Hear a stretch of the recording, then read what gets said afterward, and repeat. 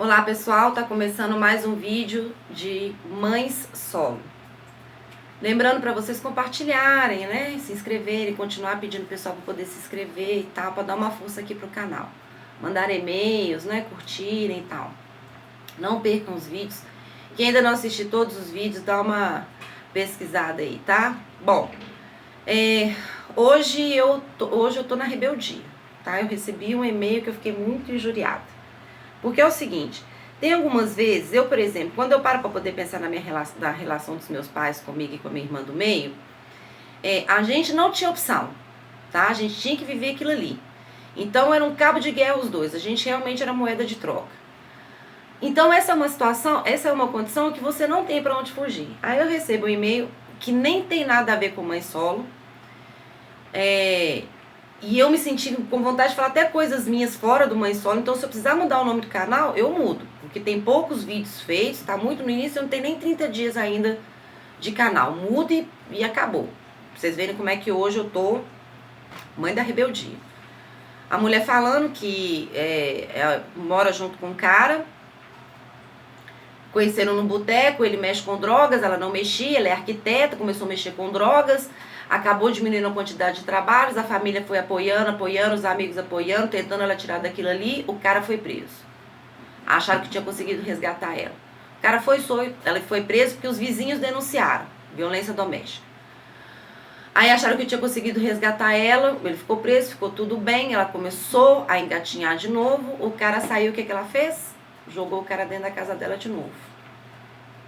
Tem uma filha, mora com o genitor, perdeu a guarda por causa dessa situação que ela vive. E olha que para uma mãe perder uma guarda, o trem é complicado, porque não é por qualquer coisa não. Fala até que que ela tem medo da filha se esquecer dela, ou dela morrer antes. Então, amiguinha, você tá com a faca e o queijo na mão. Ah, porque eu já fiz terapia, não dei conta. Mas é terapia que você vai ter que fazer, senão a psiquiatria também. Tem que fazer psiquiatria, tem que fazer terapia, vai fazer desintoxicação, se desintoxica desse cara. Ai, porque ele fala que se eu largar dele eu não vou arrumar ninguém melhor. É claro que vai, tá? Claro que vai. Ele não é o último homem do mundo, nem a última bolacha do pacotinho de biscoito. Então você vai sim. Só que você precisa se amar, você precisa querer fazer isso, tá?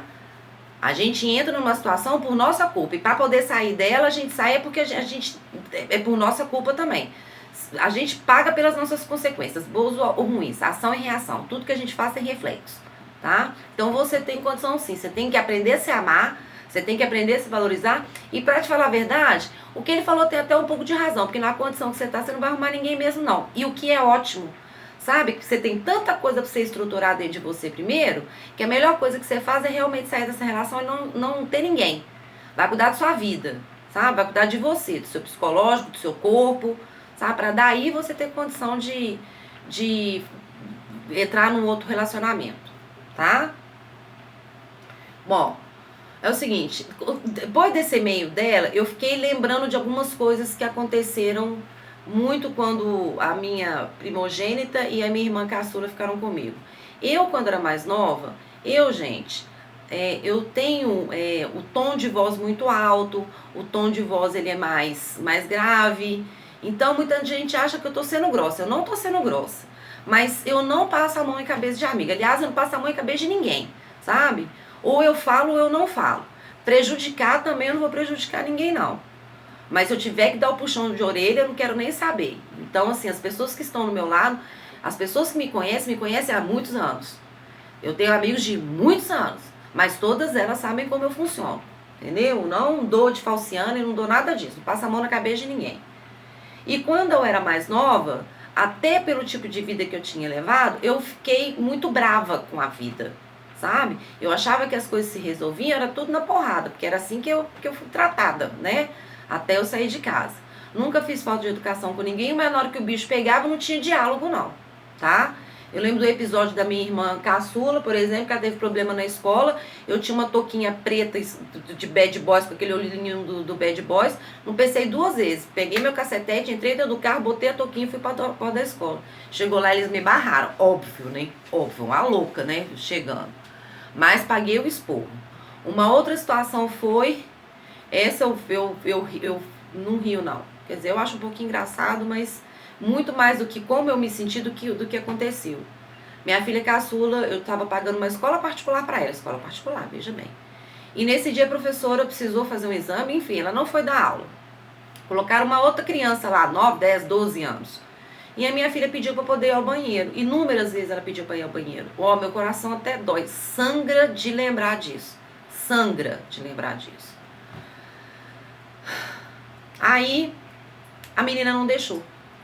Falou que não podia ir por causa disso ou por causa daquilo. Inventou os motivos dela achar que ela era autoridade dentro da sala. Eu não sei que escola é essa que coloca uma criança para tomar conta de outras crianças, mas enfim. E eu, quando eu recebia ela da escola, sempre fui muito, ai, como é que foi? Cheio de amor, assim como é com a minha caçula também. E aí ela me abraçou, começou a chorar e falou, fiz xixi na calça. Eu falei, amor, não tem problema, tá tudo certo, a gente chega em casa, você toma banho, tá tudo tranquilo. E eu morava muito perto da escola.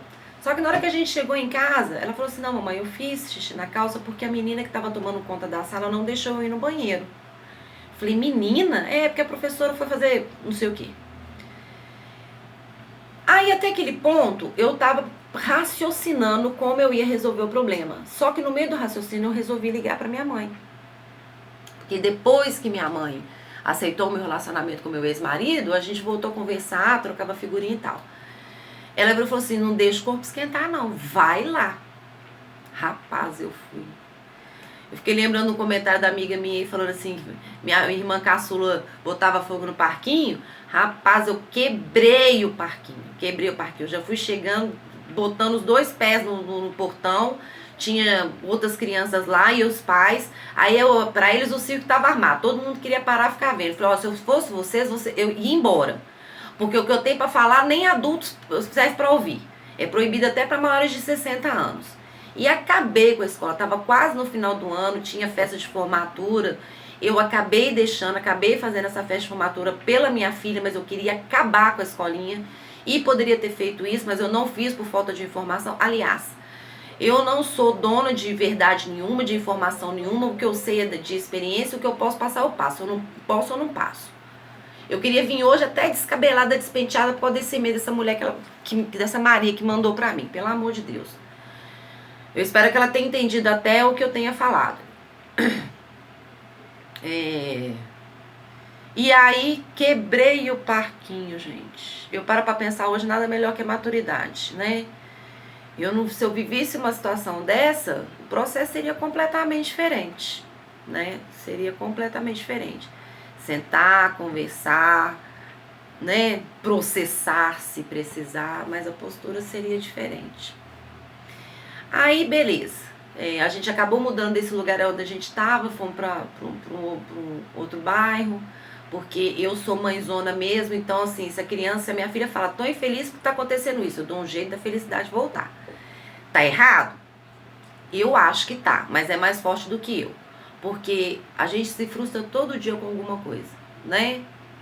Então, criar filhos fortes e sábios, na medida do possível, dentro da sabedoria de cada um, não é uma tarefa muito fácil. Mas eu vi que realmente ela estava isolada, não tinha crianças para ela poder brincar, e o meu ex-marido topou na hora e a gente foi para um outro bairro.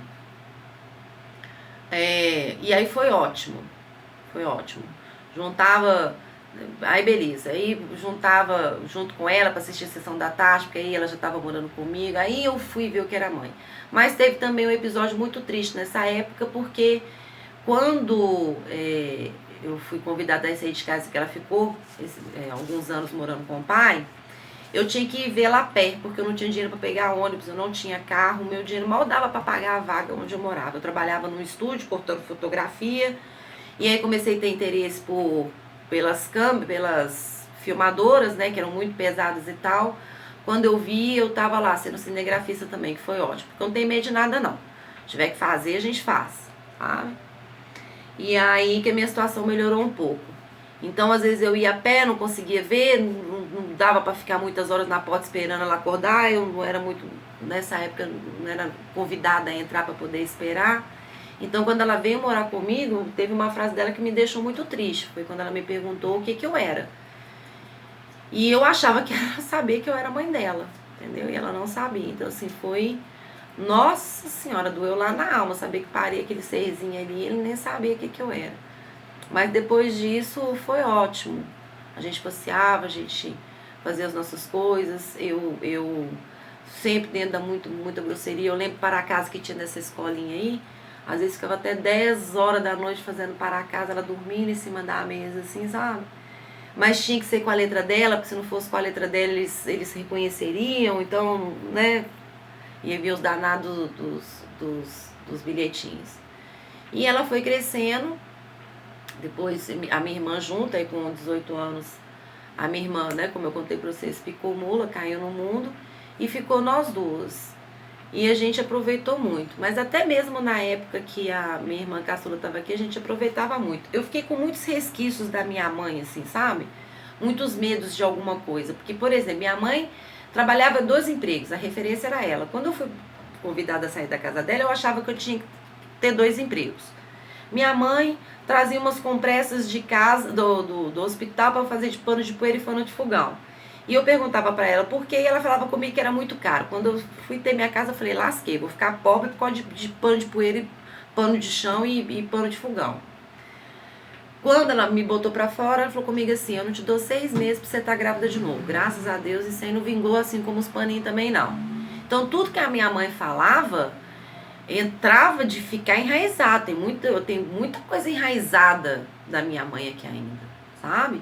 Mas que eu tento trabalhar. E já fiz terapia, por enquanto tá parada e tudo, mas fiz terapia, meu psicólogo falava comigo assim que não sabia se eu era ingênua ou se eu era burra. Falava com você, eu acho que é um pouquinho de cada coisa. Porque às vezes eu sou daquelas assim, quando eu tô nervosa eu não consigo pensar muito bem não. Eu preciso de uns 2, 3 dias pra informação entrar, eu absorver e aí eu conseguir falar sobre o assunto. É igual esse e-mail, não tava aqui, não conseguia. Como é que pode, gente? Como é que pode, entendeu? A mulher se deixar 7 anos vivendo isso. Eu não quis nem abrir o e-mail pra ler pra não ter estresse, porque tanta coisa que ela falou ali. 7 anos vivendo debaixo do cara, apanhando, falando que tinha que sair de óculos escuros porque o olho tava roxo, precisar de vizinho chamar a polícia porque ela mesma não tomou atitude de ir lá chamar a polícia e sabe, dar fim nessa situação toda, por amor. É por isso que eu falo que às vezes a mulher aguenta determinadas coisas pelo outro, às vezes até por ela mesma, mas tem que ter um limite, né? Eu acho que tem que ter um limite, né? Tem uns que tem um limite, né? O pavio maior, outros o pavio menor. Então, eu achava dessas coisas que a minha mãe falava, o lance dos 2 empregos, o paninho de poeira e tal. E aí quando eu fui ter a minha vida com minha filha e com a minha irmã, e eu trabalhava, eu tinha uma pastinha que era dividida assim, dinheiro da padaria, dinheiro da gasolina, dinheiro do condomínio, dinheiro da luz, e tinha um dinheiro de sair. Acabasse o dinheiro de sair, não tinha dinheiro. Tudo, dinheiro do supermercado, tudo, os nomezinhos, aquelas porta-cheque, sabe? Eu acho que vocês sabem qual que é. E aí a gente geralmente ia num barzinho aqui perto comer espetinho, sabe? Ou era na quinta ou era na sexta. Às vezes era quinta, às vezes era sexta, dependia do jeito como é que tava. E as duas ficavam sozinhas, uma tomava conta da outra, né? Porque 15 anos, 10 anos, 11 anos, 16 anos, então uma tomava conta da outra. E eu trabalhava no aeroporto, então eu não ficava tantas horas fora de casa, assim. Eu conseguia mexer nos meus horários, assim, para que eu pudesse estar presente com elas também. Então a gente se divertiu muito. Nossa, foi épocazinha boa. Aonde eu ia, as duas estavam juntas. Eu nunca fui daquelas de... eu quero sair, não as levava. Aonde eu ia, eu as levava. Eu acho que elas devem ter boas histórias para poder contar, assim, né, dessa época, né? Bom, gente, é isso. Eu fiquei muito nervosa com o negócio do e-mail, então já vou encerrando por aqui o vídeo, tá? Não esqueçam de se inscrever, não esqueçam de comentar se vocês quiserem comentar alguma coisa a respeito desse caso de hoje, que nem tem nada a ver com mãe solo, mas Eu fiquei da pá virada na hora que eu vi. Eu não sei, às vezes até porque a gente quer socorrer, né? Enfim, a gente não sabe muito bem como é que a gente faz, mas o meu conselho tá dado. Se inscrevam, curtam, compartilhem, tá? Deixem os comentários que vocês quiserem. mãessolo2020@gmail.com para quem quiser me mandar um e-mail. Vou ficando por aqui. Beijo pra vocês e até o próximo vídeo.